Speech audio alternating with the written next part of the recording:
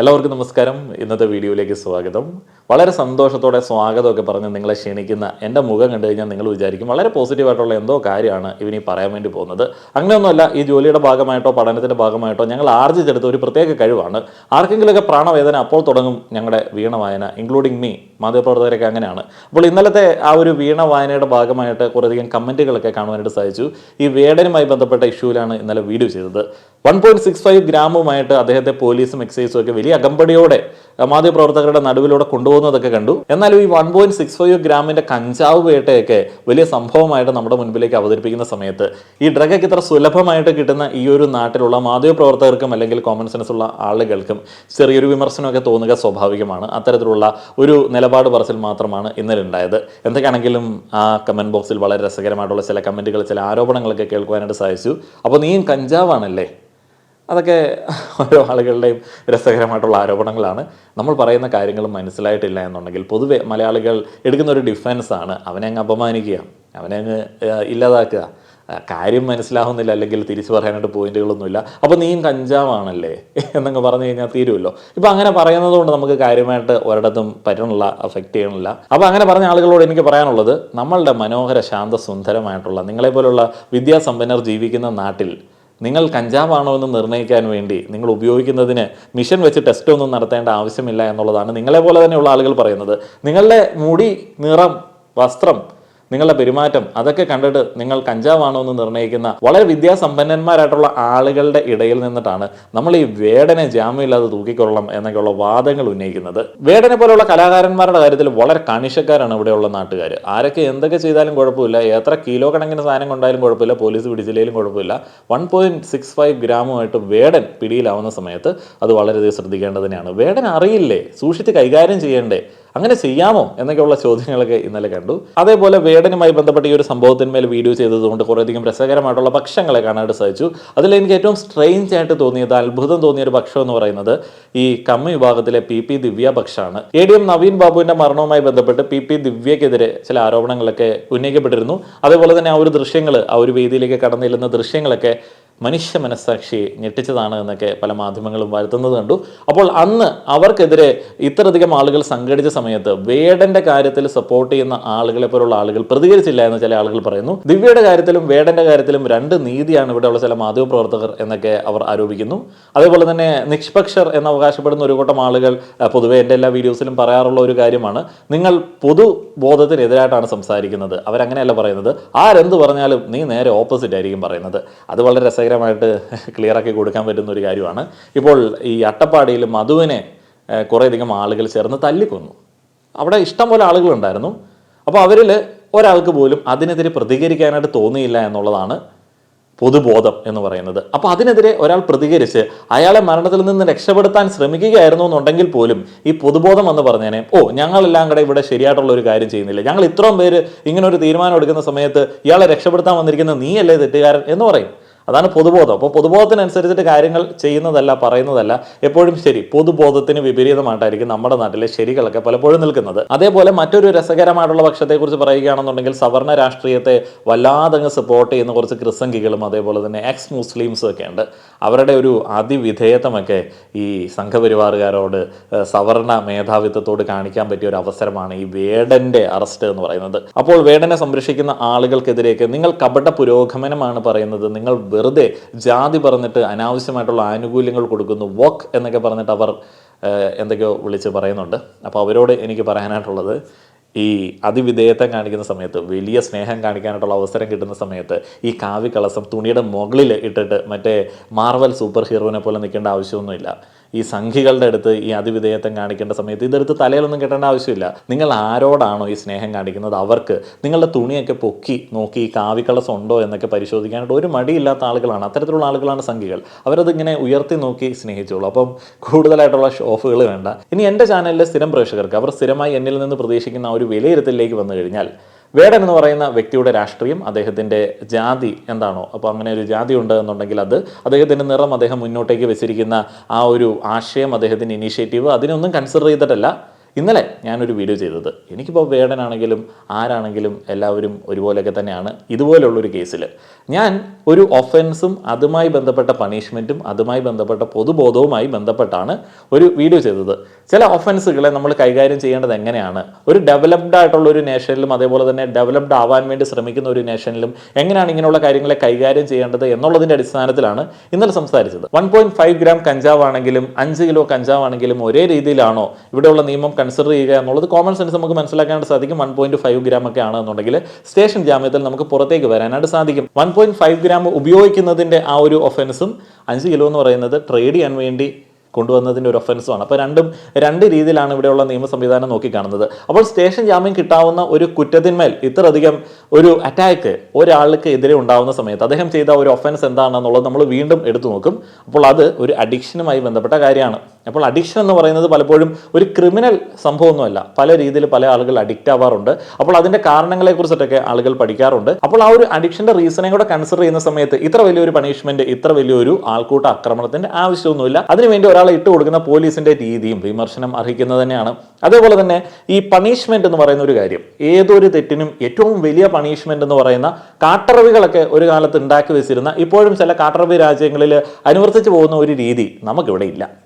നമുക്ക് കുറേയധികം തിയറീസിൻ്റെ അടിസ്ഥാനത്തിൽ പരിഷ്കൃതമായിട്ടുള്ള ഒരു സമൂഹത്തിൻ്റെ ഒരു ബാക്ക്ഗ്രൗണ്ടിൽ നിന്നിട്ടാണ് ഈ പണിഷ്മെൻറ്റുകളെയൊക്കെ നിർണ്ണയിക്കുന്നത്. ഇപ്പോൾ ഗാന്ധിയൻ ഫിലോസഫി ഒന്നും എപ്പോഴും എല്ലാ കാര്യത്തിലും പ്രാവർത്തികമാകാറില്ല എന്നുണ്ടെങ്കിലും ഗാന്ധിജി എന്താണ് പറഞ്ഞത്, ഇന്നലെ ബറാക് ഒബാമ പറഞ്ഞതിനകത്ത് ഒരു ജസ്റ്റ് മാറിപ്പോയെന്നൊക്കെ ആളുകൾ പറയുകയുണ്ടായി. ഞാനതൊരു ന്യൂസ് ആർട്ടിക്കിളിൽ നിന്ന് വായിച്ചതായതുകൊണ്ടാണ്. അപ്പോൾ അതിൽ ഒരു ചെറിയ കറക്ഷൻ നിങ്ങൾക്ക് വരുത്താൻ തോന്നുന്നുണ്ടെങ്കിൽ വരുത്തിക്കൊള്ളുക. അപ്പോൾ ഗാന്ധിജി എന്താണ് ക്രൈമിനെ കുറിച്ച് പറഞ്ഞത് എന്നുള്ളത്, Mahatma Gandhi viewed crime as a societal disease. He advocated for understanding the root cause of crime and removing them rather than simply punishing the offender.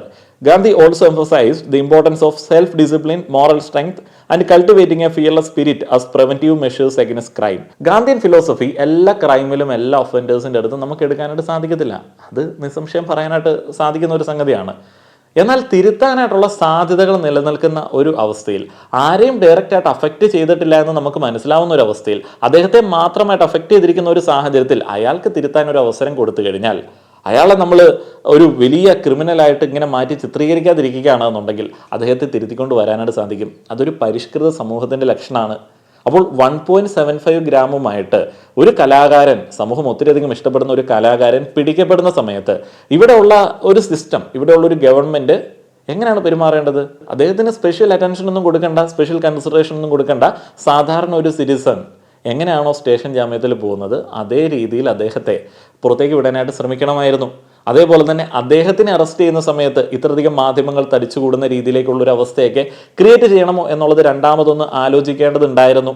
അപ്പോൾ ഈ പത്രത്തിൽ ഒരു വാർത്തയായിട്ട് കൊടുത്താലും മതി, വേടനെ പിടിച്ചു, മതി. ഇത്രയധികം വലിയ പ്രഹസനങ്ങൾ ആവശ്യമില്ല. ആ ഒരു പ്രഹസനങ്ങൾ എന്ന് പറയുന്നത് തന്നെ ഒരു പണിഷ്മെന്റ് ആണ്. ഒരു ഒഫൻസിന് എതിരെ നമുക്ക് ചെയ്യാൻ പറ്റുന്ന ഏറ്റവും വലിയ പണിഷ്മെന്റുകളിൽ ഒന്നായ ഒരു ക്രിമിനലിനെ സമൂഹത്തിൽ നിന്ന് ഐസൊലേറ്റ് ചെയ്യാൻ വേണ്ടിയുള്ള ഒരു ശ്രമമായിട്ട് നമുക്കിതിനെ കാണാനായിട്ട് സാധിക്കും. അതൊരു വലിയ പണിഷ്മെന്റ് തന്നെയാണ്. പൊതുബോധത്തിനനുസരിച്ച് സിസ്റ്റം അല്ലെങ്കിൽ ഇവിടെയുള്ള പ്രിവെന്റീവ് മെഷേഴ്സ്, കറക്റ്റീവ് മെഷേഴ്സ് പെരുമാറാൻ പോയി കഴിഞ്ഞാൽ അത് ഭയങ്കര വലിയൊരു അരാജകത്വം സൃഷ്ടിക്കും.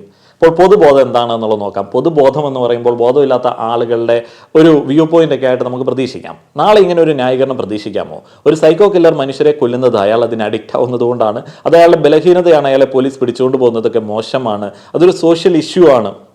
ഇപ്പോൾ ഒരു സൈക്കോ കില്ലറിനെക്കാട്ടിലും ഏറ്റവും വലിയ ദുരന്തമാണ് വിദ്യാസമ്പന്നനെന്ന് അവകാശപ്പെട്ട് സമൂഹത്തിൽ ഇടപഴകി ജീവിക്കുന്ന ഒരു മണ്ടൻ.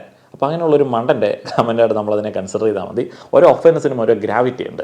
അപ്പോൾ ഒരു ഒഫൻസ് എത്ര ആളുകൾ എഫക്റ്റ് ചെയ്തിട്ടുണ്ട്, അതേപോലെ തന്നെ ഇരയാക്കപ്പെട്ട ആളുടെ അവസ്ഥ, അതിൻ്റെയൊക്കെ അടിസ്ഥാനത്തിലാണ് അവരെങ്ങനെ പണിഷ് ചെയ്യണം എന്നുള്ളത് തീരുമാനിക്കുന്നത്. അപ്പോൾ സ്റ്റേഷൻ ജാമ്യത്തിൽ വിടാൻ പറ്റുന്ന ഒരു കേസിൽ ഇപ്പോൾ പുലിനഖം ഇട്ടിട്ടുണ്ടെന്നൊക്കെ പറഞ്ഞിട്ടാണ് അദ്ദേഹത്തെ മറ്റൊരു കസ്റ്റഡിയിലേക്കൊക്കെ വിട്ടിരിക്കുന്നത്. അപ്പോൾ പുലിനഖമൊക്കെ ഇട്ടുകൊണ്ട് നടക്കുന്ന കുറേയധികം ആളുകളുണ്ട്. ഇപ്പോൾ പുലിനഖം ആര് കൊടുത്തു എന്നുള്ളതിനെ കുറിച്ചിട്ട് നമുക്കാർക്കും അറിയില്ല.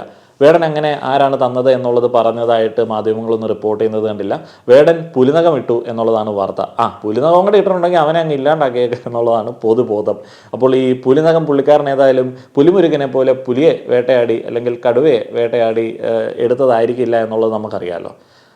പക്ഷേ ഇത് കൊടുത്ത ആളെക്കുറിച്ചിട്ടോ ഇതിൻ്റെ സോഴ്സിനെ കുറിച്ചിട്ടോ നമുക്ക് മാധ്യമങ്ങളിൽ നിന്നൊന്നും കേൾക്കാനായിട്ട് സാധിക്കത്തില്ല. അതേപോലെ തന്നെയാണ് ഇവിടെയുള്ള ലഹരി വേട്ടയുമായി ബന്ധപ്പെട്ട വാർത്തകൾ. ഇനി എങ്ങനെയാണ് ജുഡീഷ്യറി അല്ലെങ്കിൽ ഒരു സിസ്റ്റം ഒരു ഒഫൻസിനെ പരിഗണിക്കുന്നത്, എങ്ങനെയാണ് ഒരു ക്രിമിനലിനെ പരിഗണിക്കുന്നത്, എങ്ങനെയാണ് ഒരു ഒഫൻസിനെ കൈകാര്യം ചെയ്യുന്നത്, എങ്ങനെയാണ് പണിഷ്മെൻറ്റ് നിർണ്ണയിക്കുന്നത് എന്നതൊക്കെ ഒരു പരിഷ്കൃത സമൂഹത്തിൽ ജീവിക്കുമ്പോൾ നമ്മൾ അറിഞ്ഞിരിക്കേണ്ടത് തന്നെയാണ്. അപ്പോൾ ഈ പരിഷ്കൃത സമൂഹത്തിന് യോജിക്കുന്ന തരത്തിലേക്കുള്ള പണിഷ്മെൻറ്റുകൾ, ഇതിനെ ട്രീറ്റ് ചെയ്യുന്ന രീതികൾ നമ്മൾ അവലംബിച്ചിട്ടുണ്ട്. കുറേ തിയറീസിൻ്റെ അടിസ്ഥാനത്തിലാണ് നമ്മൾ പണിഷ്മെൻറ്റുകൾ നിർണ്ണയിക്കുന്നത്. എനിക്ക് പഠിക്കാനുണ്ടായിരുന്നു, അന്ന് കൃത്യമായിട്ട് പഠിച്ചില്ല എങ്കിൽ കൂടെ ഇപ്പോൾ ഈ ഒരു ഘട്ടത്തിൽ നിങ്ങൾക്ക് വേണ്ടി ഞാനത് നോക്കി വായിക്കാം. അതിലൊന്നാമത്തേത് റെട്രിബ്യൂട്ടീവ് തിയറിയാണ്. ഇവിടുത്തെ പൊതുബോധത്തിന് വളരെയധികം താല്പര്യമുള്ള ഒരു കൈൻഡ് ഓഫ് പണിഷ്മെൻ്റ് ആണ് ആ ഒരു തിയറിയുടെ അടിസ്ഥാനത്തിൽ നടപ്പിലാക്കപ്പെടുന്നത്. കടർബി രാജ്യങ്ങളിൽ ഇപ്പോഴും തുറന്നു പോകുന്ന ഒരു രീതിയാണ്. എന്നാൽ അത് എല്ലാ ആളുകൾക്കും ഒരേപോലെ ഒന്നുമല്ല. ഇപ്പോൾ സെൽഫ് ഡിഫെൻസിന് വേണ്ടി നിങ്ങൾക്ക് ഒരാളെ കൊല്ലുക വരെ ചെയ്യാം ഇന്ത്യയിൽ. അപ്പോൾ അതിന് ഒരു കണക്കും കാര്യങ്ങളൊക്കെ ഉണ്ട്. പ്രൊപ്പോർഷനേറ്റ് ആയിരിക്കണം. ഇപ്പോൾ ഒരാൾ നിങ്ങളെ ഒരു കുഞ്ഞ് മുട്ടസൂചി വെച്ച് കുത്താനായിട്ട് വരുമ്പോൾ അയാളെ സെൽഫ് ഡിഫെൻസിന് വേണ്ടി കൊല്ലാൻ പറ്റില്ല. നിങ്ങൾ കൊല്ലാനായിട്ടുള്ള സാഹചര്യങ്ങൾ അയാളിൽ കൃത്യമായിട്ട് കാണുന്നുണ്ട് എന്നുണ്ടെങ്കിൽ നിങ്ങൾക്ക് കൊല്ലാം. പക്ഷേ കാട്ടറബി രാജ്യങ്ങളിൽ അങ്ങനെ ഈ റെട്രിബ്യൂട്ടീവ് തിയറിയൊക്കെ വെച്ച് പണിഷ്മെൻറ്റ് ചെയ്യുന്ന രാജ്യങ്ങളിൽ അങ്ങനെയുള്ള സെൽഫ് ഡിഫെൻസിന് എതിരെ ഒന്നും കൃത്യമായിട്ട് നമുക്ക് വായിച്ചു നിൽക്കാനായിട്ട് സാധിക്കത്തില്ല. നിങ്ങൾ ആരെയാണ് കൊല്ലുന്നത് എന്നതിനെയൊക്കെ അടിസ്ഥാനപ്പെടുത്തി നിൽക്കും. നിങ്ങളൊരു വലിയ പ്രമുഖനായിട്ടുള്ള വ്യക്തിക്കെതിരെയാണ് സെൽഫ് ഡിഫെൻസ് പ്രയോഗിക്കുന്നത് എന്നുണ്ടെങ്കിൽ നിങ്ങളും അകത്ത് കിടക്കേണ്ടി വരും. നിങ്ങളുടെയും തല പോകാനായിട്ടുള്ള സാധ്യതയുണ്ട്. പരിഷ്കൃത സമൂഹത്തിന് ചേർന്നല്ലാത്തതുകൊണ്ട് നമ്മൾ പൊതുവെ ഈ പക വീട്ടുന്ന രീതിയിലേക്കുള്ള പണിഷ്മെൻറ്റുകൾ തിരഞ്ഞെടുക്കാറില്ല. എന്നാലും റെയർസ്റ്റ് ഓഫ് റെയർ എന്നുള്ള രീതിയിൽ കൺസിഡർ ചെയ്യുന്ന ചില സാഹചര്യങ്ങളിൽ, ഇപ്പോൾ ഗ്രീഷ്മ ഷരോൺ കേസിൽ വധശിക്ഷയ്ക്ക് വിധിച്ചു. റെയർസ്റ്റ് ഓഫ് റെയർ ആയിട്ടാണ് ആ ജഡ്ജ് അതിനെ കൺസിഡർ ചെയ്തത്. പക്ഷേ അത് റെയറസ്റ്റ് ഓഫ് റെയർ അല്ല എന്നുള്ള വിമർശനങ്ങളൊക്കെ പിന്നീട് വരികയുണ്ടായി. ഇപ്പോൾ നിർഭയ കേസിൽ വധശിക്ഷ വിധിച്ചു. അത് റെയറസ്റ്റ് ഓഫ് റെയർ ക്രൈമാണ്. നമുക്ക് ഒരു തരത്തിലും ആ ഒരു ഇൻഡിവിജ്വൽ, ആ ഒരു ക്രിമിനൽ, അയാളുടെ എക്സിസ്റ്റൻസ് ഗുണകരമാവില്ല, അയാളെ കൊണ്ട് നമുക്ക് ഒരാവശ്യമില്ല എന്ന് മനസ്സിലാക്കുന്ന സമയത്താണ്, അയാളെ മാറ്റിയെടുക്കാനേ പറ്റത്തില്ല എന്നുള്ള രീതിയിലാണ് അയാൾക്ക് നമ്മൾ മരണശിക്ഷ വിധിക്കുന്നത്. അപ്പോഴും ഈ പകവീട്ടൽ മൈൻഡ് സെറ്റിലല്ല ജുഡീഷ്യറി ആ ഒരു ശിക്ഷ വിധിക്കുന്നത്. ഇനി ഡിറ്ററൻറ്റ് തിയറി ഉണ്ട്, നമ്മുടെ നാട്ടിൽ കോമൺ ആയിട്ട് നമ്മൾ കാണുന്നതാണ്. ഇപ്പോൾ ജീവപര്യന്തത്തിനൊക്കെ ശിക്ഷിക്കുകയാണ്. എന്തിനു വേണ്ടിയാണ്? മറ്റുള്ള ആളുകളും ഇതേ രീതിയിലുള്ള ഒഫൻസുകൾ, ക്രൈമുകൾ ചെയ്യാതിരിക്കാൻ വേണ്ടി ഒരു വാർണിംഗ് എന്നുള്ള രീതിയിലും ഇവർക്കൊരു പണിഷ്മെൻ്റ് എന്നുള്ള രീതിയിലും കൊടുക്കുന്നതാണ്. നമ്മൾ അവരെ സമൂഹത്തിൽ നിന്ന് മാറ്റി നിർത്തും. അവർക്ക് ഒരു വലിയ പണിഷ്മെൻ്റാണ് ജീവപര്യന്തം, മരണം വരെയൊക്കെയുള്ള ജീവപര്യന്തമൊക്കെ ലഭിക്കാറുണ്ട്. പിന്നെ പ്രിവെൻറ്റീവ് തിയറി ഉണ്ട്. ഇപ്പോൾ സ്ഥിരമായിട്ട് മോഷണം നടത്തുന്ന ഒരു വ്യക്തി, സ്ഥിരമായിട്ട് ഏതെങ്കിലും ക്രൈം ചെയ്യുന്ന ഒരു വ്യക്തി, അല്ല എന്നുണ്ടെങ്കിൽ ഈ ഒരു ക്രൈം വീണ്ടും ചെയ്യാനായിട്ടുള്ള ഒരു സാധ്യതയെ ഒരു കേസിൽ കണക്കിലൊക്കെ എടുത്ത് നമ്മൾ ഒരു പ്രിവെൻറ്റീവ് മെഷേഴ്സ് എന്നുള്ള രീതിയിൽ അവരെ ഒറ്റപ്പെടുത്തി ജയിലിലേക്കൊക്കെ മാറ്റി നിർത്താറുണ്ട്. അതേപോലെ ഗുണ്ടകളെയൊക്കെ നമ്മൾ നാട് കടത്തി എന്നൊക്കെ കേൾക്കാറുണ്ട്. അങ്ങനെയുള്ള ഒരു പ്രിവെൻറ്റീവ് തിയറി ഉണ്ട്. ഇനി നാലാമത്തേത് റിഫോർമേറ്റീവ് തിയറിയാണ്. ഒരു പരിഷ്കൃത സമൂഹം എപ്പോഴും ചെക്ക് ചെയ്യേണ്ടത് ഒരു ഒഫൻസ് ചെയ്യുന്ന ഒരു വ്യക്തിയെ തിരുത്തിക്കൊണ്ട് വരാൻ പറ്റുമോ എന്നുള്ളതാണ്. ഒഫൻസിൻ്റെ ഗ്രാവിറ്റിയൊക്കെ കൺസിഡർ ചെയ്തിട്ട് വേണം നമ്മൾ ആ ഒരു കാര്യം നോക്കാൻ. സ്വയമായിട്ടൊരു മുറിയിലിരുന്ന് ആരോ വിറ്റ കഞ്ചാവ് അഡിക്ഷൻ കൊണ്ട് വാങ്ങി അടിക്കുന്ന ഒരു വ്യക്തിയെ നമുക്ക് മാറ്റിയെടുക്കാനായിട്ട് സാധിക്കുമെന്നുള്ളത് നിസ്സംശയം പറയാനായിട്ട് പറ്റും. ഇപ്പോൾ ശ്രീനാഥ് ബാസി ഡി അഡിക്ഷന് പോകാനായിട്ടുള്ള ആഗ്രഹം പ്രകടിപ്പിച്ചിരിക്കുന്നു. കാരണം അദ്ദേഹം ആ ഒരു ഒഫൻസിനെ കുറിച്ച് മനസ്സിലാക്കുന്നു, അതിൻ്റെ ആരോഗ്യ പ്രശ്നത്തെക്കുറിച്ച് മനസ്സിലാക്കുന്നു. അപ്പോൾ ഇത്തരത്തിലുള്ള ഉപയോഗം എന്ന് പറയുന്നത്, അവരുടെ സ്വകാര്യ ഇടങ്ങളിലുള്ള ഉപയോഗം എന്ന് പറയുന്നത് അവരെ മാത്രം ബാധിക്കുന്ന ഒരു കാര്യമാണ്. നമ്മളെ അത് ഡയറക്റ്റ്ലി ബാധിക്കുന്നില്ല. കച്ചവടം ചെയ്യുന്ന ആളുകൾ എന്ന് പറയുന്നത് പൊതുവായിട്ട് ഒത്തിരിയധികം ആളുകളെ ബാധിക്കുമ്പോൾ അഡിക്റ്റഡ് ആയിട്ടുള്ള ആൾ അത് വാങ്ങിച്ച് ഉപയോഗിക്കുന്നത് നമ്മളെ ബാധിക്കുന്നില്ല. അവരാരും പ്രൊമോട്ട് ചെയ്യുന്നില്ല, നിങ്ങളിതൊക്കെ അടിച്ചിട്ട് വേണം നടക്കാനെന്ന് അവർ പറയുന്നില്ല.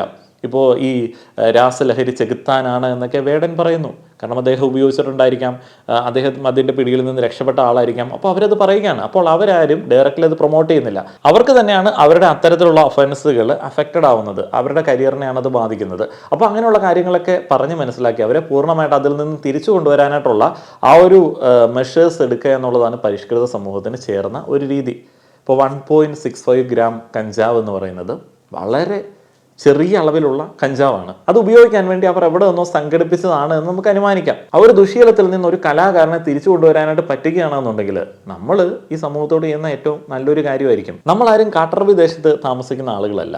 ഒരു ചെറിയ ഒഫൻസിന് ഒരാളെ ഇല്ലാതാക്കണമെന്നുള്ള സമീപനമൊക്കെ എടുക്കാൻ വേണ്ടി. അതേപോലെ തന്നെ ചില വിദ്യാസമ്പന്നന്മാർ ചോദിച്ച ഒരു ചോദ്യമുണ്ട്. ഈ കഞ്ചാവൊക്കെ അടിച്ചിട്ട് ആളുകൾ നിങ്ങളുടെ വീട്ടിലുള്ള ആളുകളെയൊക്കെ കൊല്ലുകയാണെന്നുണ്ടെങ്കിൽ നിങ്ങൾ എന്ത് സമീപനം എടുക്കും? കൊല്ലുമ്പം ക്രൈം മാറി, ഒഫൻസ് മാറി. അപ്പോൾ അതിൻ്റെ ഗ്രാവിറ്റി അനുസരിച്ചിട്ട് അവർക്ക് മരണം വരെ ശിക്ഷ ലഭിക്കാനായിട്ടുള്ള സാധ്യതയുണ്ട്.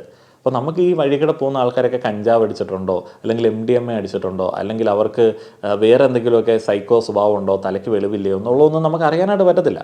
അപ്പോൾ അങ്ങനെ ഏതെങ്കിലുമൊക്കെ നമുക്ക് ഡേഞ്ചർ ആവുന്ന ഒരാളെ മാറ്റിയെടുക്കുക എന്നുള്ളതാണ് നമുക്ക് ചെയ്യാൻ പറ്റുന്ന ഒരു സംഗതി. ഫ്യൂച്ചർ ക്രൈംസിന് നമുക്ക് ഒഴിവാക്കാനായിട്ട് സാധിക്കും. അല്ലാതെ എല്ലാ ആൾക്കാരെയും കൊന്നു കളയുകയാണെന്നുണ്ടെങ്കിൽ നമ്മൾ എന്തിൻ്റെ അടിസ്ഥാനത്തിൽ ആരെയൊക്കെ കൊല്ലണം? ഇപ്പോൾ വാളയാറിലെ കേസ് എടുത്ത് നോക്കുകയാണെന്നുണ്ടെങ്കിൽ മൈനറായിട്ടുള്ള 2 പെൺകുട്ടികളെ അവരുടെ അച്ഛനും അമ്മയും സഹായം ചെയ്തു കൊടുത്താണ് പ്രതി പീഡിപ്പിച്ചത്. അപ്പോൾ ഈ മാതാപിതാക്കൾ ഈ കൊലപാതകത്തിന് കൂട്ടുനിന്നു. അങ്ങനെ വരുമ്പോഴത്തേന് എല്ലാ മാതാപിതാക്കളെ നമുക്ക് സംശയിക്കാനായിട്ട് പറ്റുമോ? അതേപോലെ തന്നെ പഹൽഗാമിൽ ഭീകരാക്രമണം ഉണ്ടായി. അപ്പോൾ ആ ഭീകരവാദികളിൽ പല ആളുകളും അവരുടെ മതത്തിൻ്റെ ചില ശ്ലോകങ്ങളൊക്കെ ഉരുവിടുകയുണ്ടായി. അപ്പോൾ ആ ഒരു മത ശ്ലോകങ്ങൾ ഉരുവിടുന്ന ആ ഒരു മതത്തിൽപ്പെട്ട എല്ലാ ആളുകളും തീവ്രവാദികളാണ് എന്ന് നമുക്ക് പറയാൻ പറ്റുമോ? അല്ലെങ്കിൽ തീവ്രവാദികളാകാൻ സാധ്യതയുണ്ട് എന്നൊക്കെ പറയാൻ പറ്റുമോ? സംഖ്യകളൊക്കെ പറയും. അപ്പം സംഖ്യകളെ നമുക്ക് വേണമെങ്കിൽ അങ്ങനെ കാണാനായിട്ട് പറ്റും. ഇപ്പോൾ എമ്പുരാൻ സിനിമയ്ക്കകത്തെ ആ ഒരു ദൃശ്യങ്ങളുടെ അടിസ്ഥാനത്തിൽ എല്ലാ സംഖ്യകളും അങ്ങനെയുള്ളവന്മാരാണ് എന്ന് നമുക്ക് പറയാനായിട്ട് പറ്റുമോ? ഇല്ല. അപ്പോൾ നമുക്ക് ചെറിയ ചെറിയ ഒഫൻസുകൾ, അത് നമ്മളെ ഡയറക്റ്റായിട്ട് ബാധിക്കാത്ത, മറ്റൊരാളെ ബാധിക്കാത്ത ഒരു സാഹചര്യത്തിൽ അത് ചെയ്യുന്ന ആൾക്കാരെ മാറ്റിയെടുത്തുകൊണ്ട് വരാനായിട്ട് ശ്രമിക്കുന്ന ഒരു പരിഷ്കൃത ചിന്താഗതിയാണ് പലപ്പോഴും വേണ്ടത്. 1.5 ഗ്രാം കഞ്ചാവിൻ്റെ കേസാണ്. അത് സ്റ്റേഷൻ ജാമ്യത്തിൽ വിടാൻ പറ്റുന്ന ഒരു കുറ്റമാണ് എന്നൊക്കെ തീരുമാനിക്കപ്പെടുന്നത് ഇവിടെയുള്ള കുറേയധികം നിയമവിദഗ്ധരുടെയൊക്കെ ആ ഒരു പഠനത്തിൻ്റെയൊക്കെ അടിസ്ഥാനത്തിലാണ്. അപ്പോൾ ഇവിടുത്തെ പൊതുബോധത്തിൽ മധുവിനെ പോലെയുള്ള ഒരാളെ ഇപ്പോഴും കിട്ടിക്കഴിഞ്ഞാൽ തല്ലിക്കൊല്ലാനായിട്ട് റെഡിയായിട്ട് നിൽക്കുന്ന ആളുകൾ പറയുന്നത് പോലെയൊന്നും നമുക്ക് ഒരു കാര്യത്തിലും തീരുമാനമെടുക്കാനായിട്ടോ നിലപാടെടുക്കാനായിട്ടോ പറ്റത്തില്ല. ഇനി അവസാനമായിട്ട് ഒരു ചെറിയ റീല് ഞാൻ കുറച്ച് മുന്നേ ഒന്ന് സേവ് ചെയ്ത് വെച്ചാണ്, അതുകൂടി ഒന്ന് പ്ലേ ചെയ്തിട്ട് വീഡിയോ അവസാനിപ്പിക്കാം. ശനിയാഴ്ച ആട്ടിറച്ചി 100 ഗ്രാമിൻ്റെ ആട്ടിറച്ചി കൊടുക്കും. തിങ്കളും ബുധനും 140 ഗ്രാമിൻ്റെ പച്ച മത്സ്യം. ബാക്കിയുള്ള ദിവസങ്ങളിൽ പച്ചക്കറിയാണ്. എല്ലാ ദിവസവും ഉച്ചയ്ക്ക് 250 ഗ്രാം അരിയുടെ ചോറ് കൊടുക്കും. അരിയുടെ ചോറാണ്. വൈകുന്നേരം 200 ഗ്രാം അരിയുടെ ചോറ്. അപ്പോൾ അത്യാവശ്യം നല്ല ക്വാണ്ടിറ്റിയാണ്. അത്ര കഴിക്കാൻ പറ്റില്ല. എന്നുവെച്ചാൽ നമ്മളെ ഒരു കാക്കിലോ നമ്മൾ പറയുന്നില്ല, അത്രയും നമ്മൾ അരിയുടെ ചോറ് നമുക്ക് കഴിക്കാൻ പറ്റില്ല. ഇത് വെന്ത് വരുമ്പോൾ കൂടുതൽ രാവിലെ 200 ഗ്രാമിൻ്റെ ഗോതമ്പാണ് കൊടുക്കുക. ഇപ്പോൾ ഗോതമ്പ് ചപ്പാത്തിയുടെ ഒരു ഫോമിൽ നമ്മൾ കൊടുക്കുന്നത്. ചപ്പാത്തി രാവിലെ ഇപ്പം ഞായറാഴ്ചയാണ് ഇഡലിയോ ദോശ, അതിൻ്റെ കൂടെ ചമ്മന്തി ഉണ്ടാവും.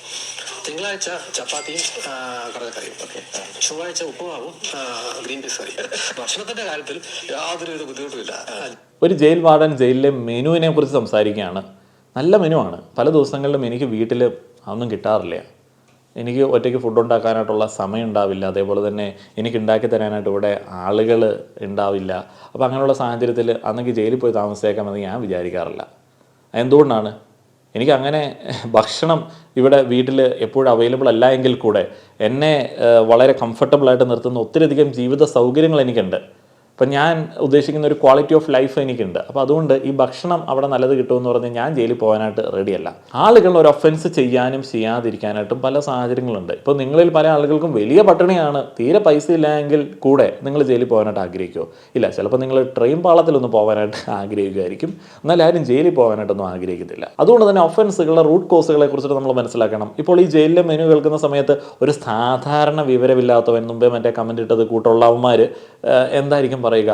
വെറുതെ ആണോ ക്രൈം കൂടുന്നേ? പിന്നെ പുട്ടും ചിക്കനും കഴിക്കാൻ വേണ്ടിയാണല്ലോ ക്രൈം ചെയ്യുന്നത്. അപ്പോൾ ക്രൈമിൻ്റെ റൂട്ട് കോസുകളെ കുറിച്ചിട്ടൊക്കെ മനസ്സിലാക്കാനായിട്ടുള്ള ബോധം ഈ ഒരു പരിഷ്കൃത സമൂഹത്തിൽ നിൽക്കുന്ന സമയത്ത് നമ്മൾ ഉണ്ടാക്കിയെടുക്കാനായിട്ട് ശ്രമിക്കുക. ഈ പോലീസുകാരുടെ പ്രവർത്തനങ്ങൾ, അതേപോലെ തന്നെ രാഷ്ട്രീയ നേതൃത്വത്തിൻ്റെ ഇതുപോലുള്ള സംഭവങ്ങൾ ഉപയോഗിക്കലുകൾ, അതേപോലെ തന്നെ പൊതുബോധത്തിൻ്റെ കുറേയധികം പ്രകടനങ്ങൾ, അപ്പോൾ അതൊന്നും വെച്ചിട്ട് നമ്മൾ കാര്യങ്ങളെ വിലയിരുത്താതിരിക്കുക. ഇതിനൊക്കെ കൃത്യമായിട്ടുള്ള ചില രീതികളുണ്ട്. അതിനൊക്കെ ഒരു ഗ്ലോബലായിട്ടുള്ള ചില അപ്രോച്ചുകളുണ്ട്. അപ്പോൾ ആ രീതിയിൽ കാര്യങ്ങളെ സമീപിക്കാനായിട്ട് ശ്രമിക്കുക. അങ്ങനെ ആകുമ്പോഴത്തേന് എന്തെങ്കിലുമൊക്കെ അഭിപ്രായങ്ങൾ പറയുന്ന സമയത്ത് നമുക്കത് മനസ്സിലായില്ല എന്നുണ്ടെങ്കിൽ നീ കഞ്ചാവാണ് എന്നൊക്കെ പറയാനായിട്ട് തോന്നാതിരിക്കും. നിങ്ങളുടെ അഭിപ്രായങ്ങൾ പറയുക. നന്ദി.